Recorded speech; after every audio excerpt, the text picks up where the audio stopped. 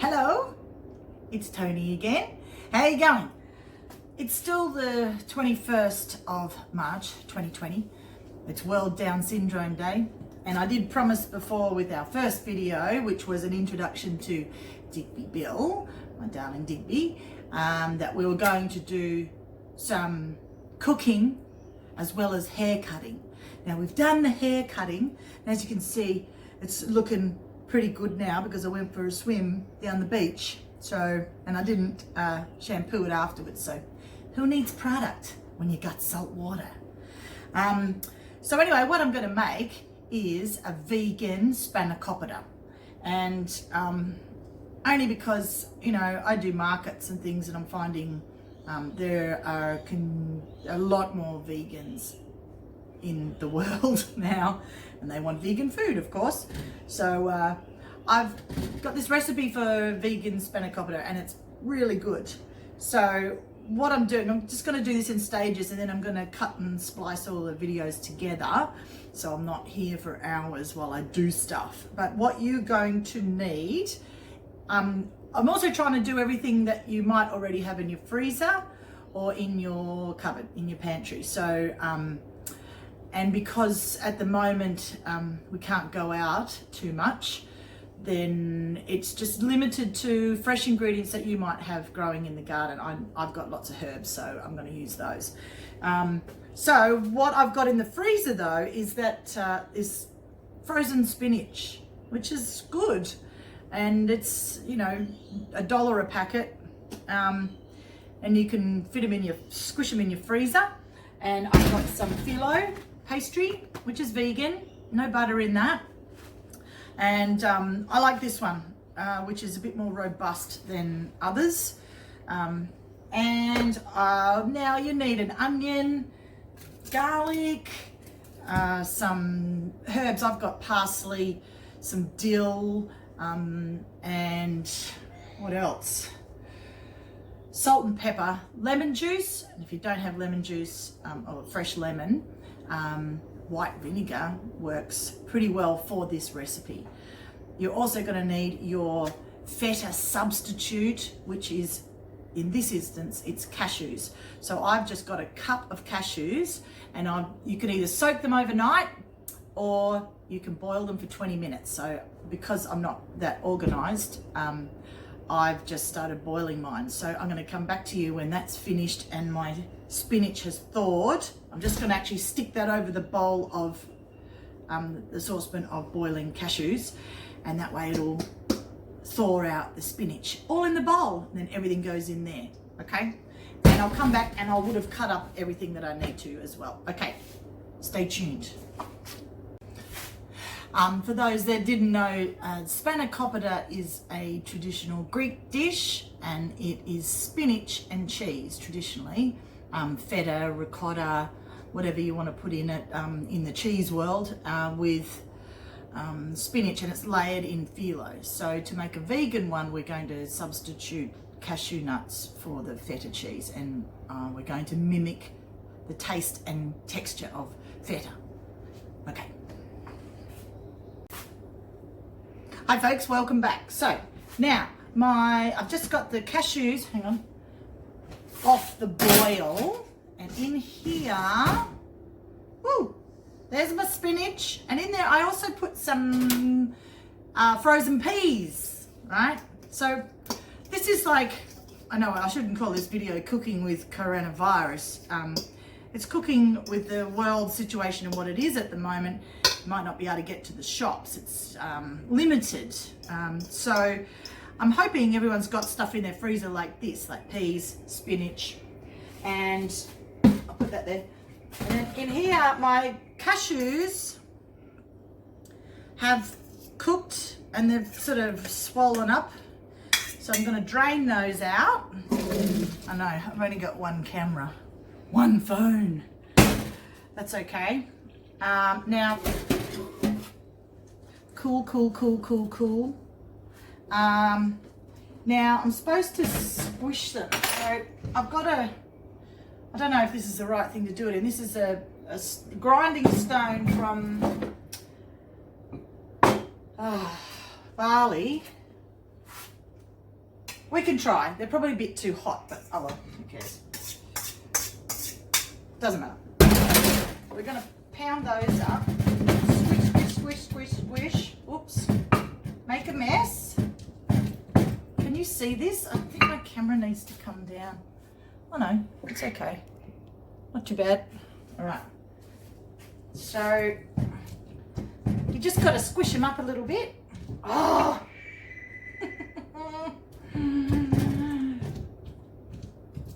Because it's supposed to be like a texture of feta, yeah? I don't know.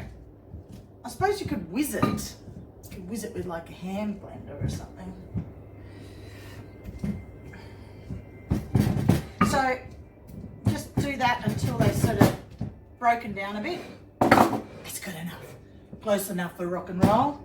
We're going to put those in there. Put your cashews into the bowl with your peas and your spinach.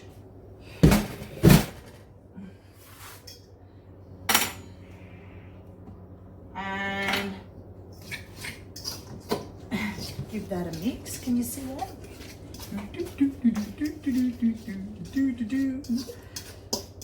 Now, the rest of the stuff. So here I've got some, doesn't matter how much bench space you've got in your kitchen, you always need more. Okay, I've got some parsley just from the garden. I'm gonna whack that in. I've got one big green onion, you know, the long ones. Green onions, spring onions. I call them green so there's no confusion.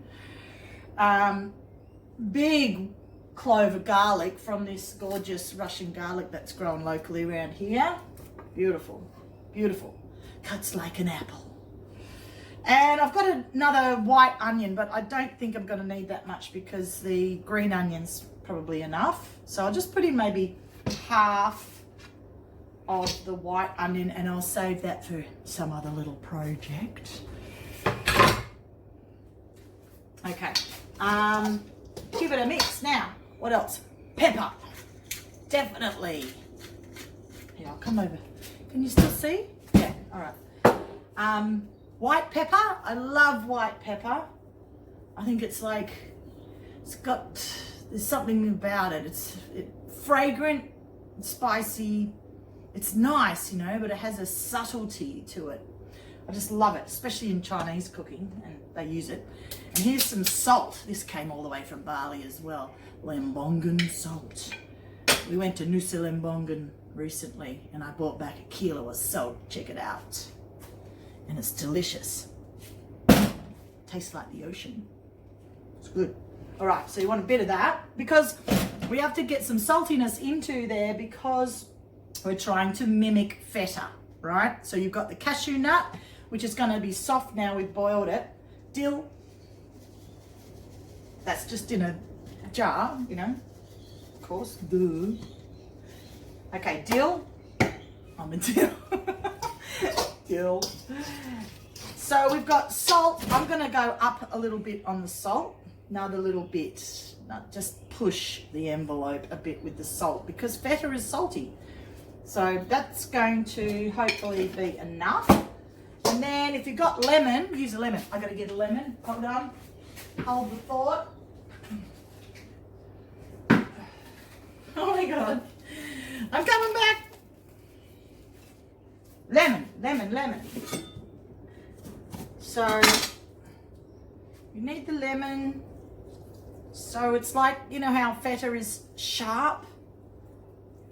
That's what the lemon juice is going to do.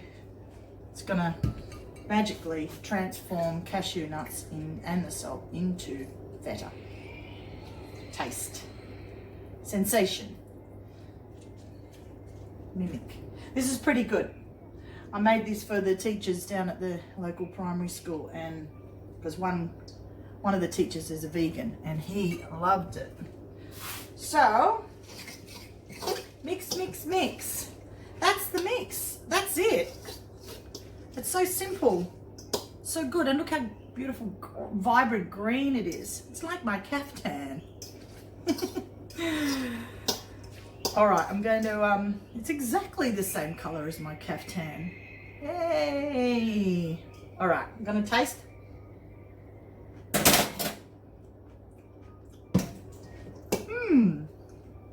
It's really nice.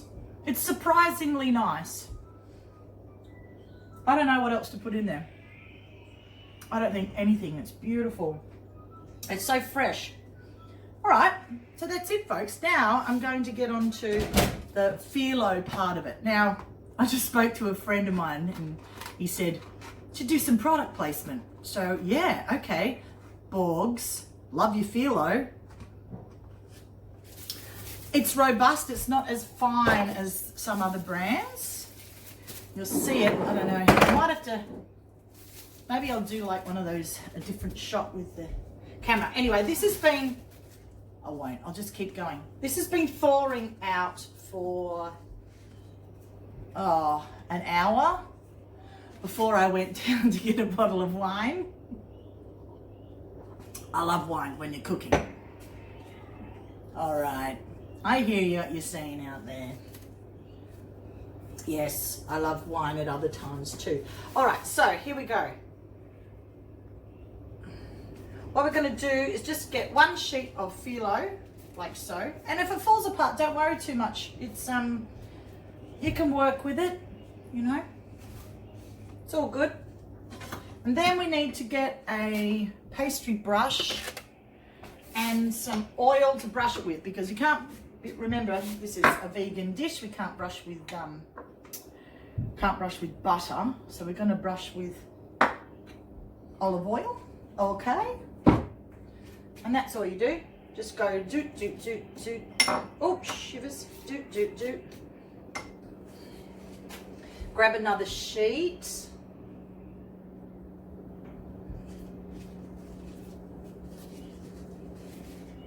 Oh, time consuming. I might have to cut this video down a bit. Okay, another sheet. Now, because this phyllo is so, it's quite a thick, robust phyllo, the Borgs phyllo, I'm just going to have 2 sheets, and I'm going to make this, okay, so Spanakopita. You can do it in a tray, one layer on the, a couple of layers on the bottom, well, not a couple, 6. The filling in between, 6 on top. We could do it like that as well. I'll show you what I do for portions, sort of portioning out. It's a bit easier to do it like a little cigar shape. Now, sometimes I just double over like that, so it's thicker at the bottom, so you're not going to break through the surface, the phyllo.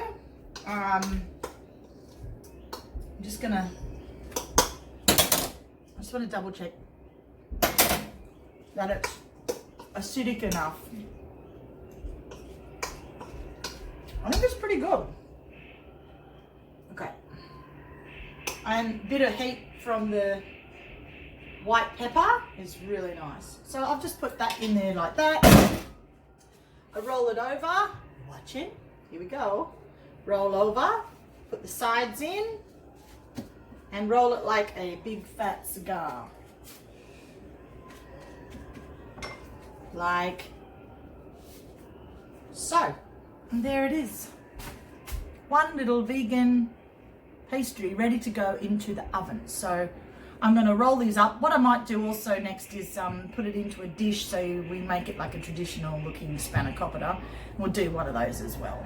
Okay, stay tuned.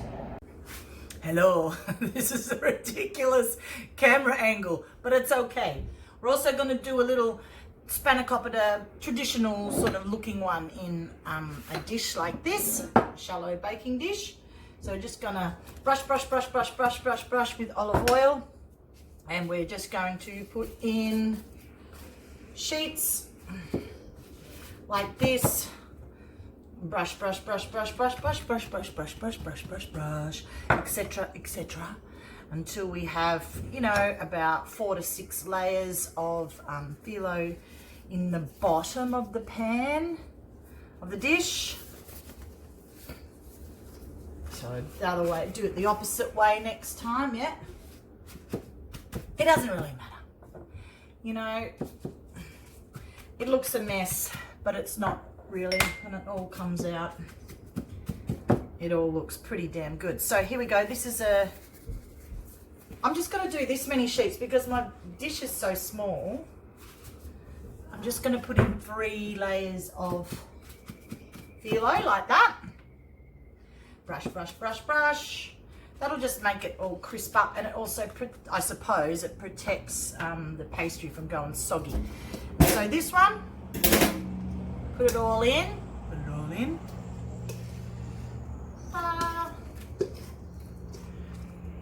Like so. Looking good. Bit more. Actually, I'll just put the lot in. Alright.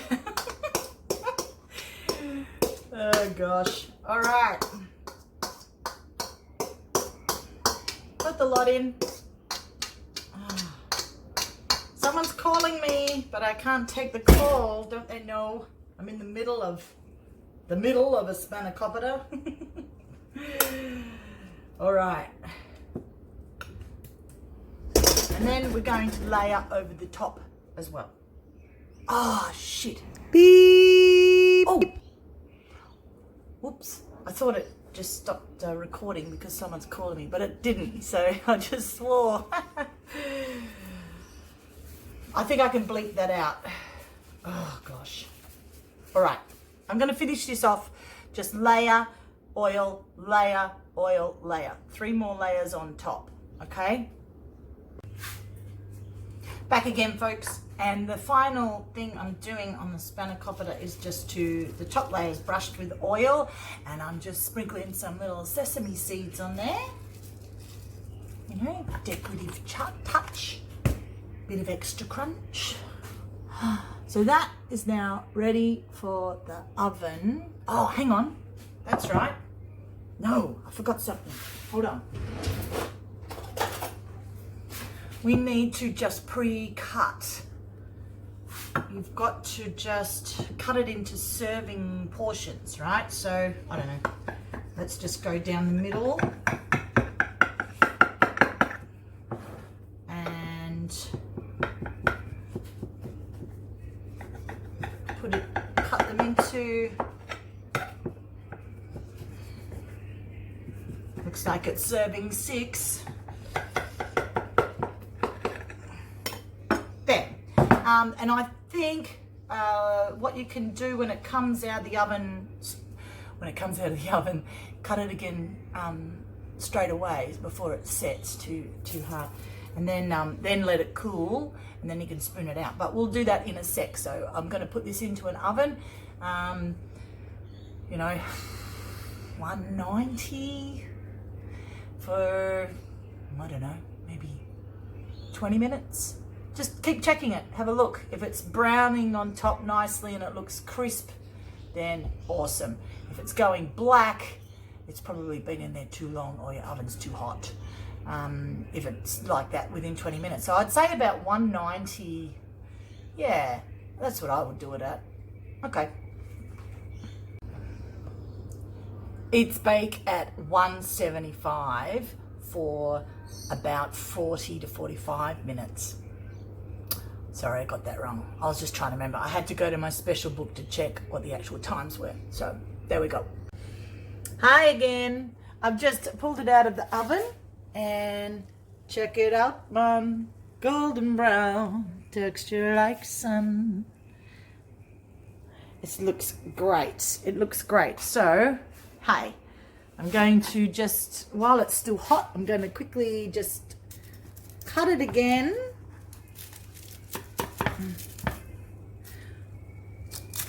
While it's still hot. I don't know, this is just what I do. Now, with all that hoo-ha over how long it's supposed to be in the oven, I think that's perfect. Look, crunch. And